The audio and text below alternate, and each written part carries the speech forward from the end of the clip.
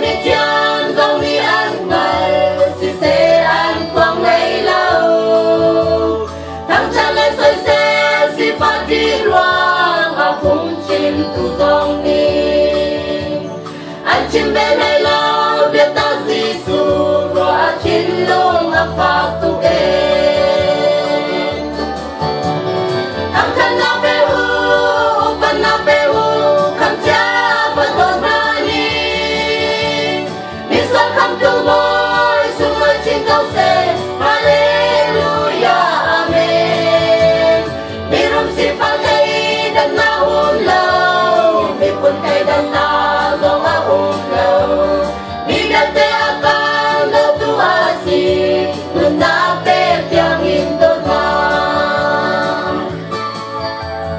để ta phong tu ni an quang na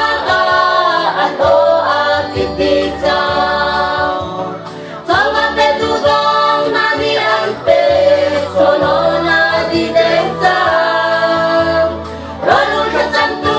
dong ni an sang treo khăn nun na ban liang si se an te an ngan khâu chim lâu đua tu ca ba ina đốt thằng cha na pe hu pan na pe hu thằng cha vẫn đốt mani mi sa kham tu boy sung mai trên cao xe hallelujah amen mi rum si phan khai dan na lâu mi pun khai dan na dong a lâu mi ga te akan do tu asi mun na pe tiang in do na kan ni tu balay fit chan ra le cho na dây gần ngày lâu balay sila ngut palot bidin cho non dây gần ngày lâu si se gần ngày mi bakhat a tu tu Giêsu asi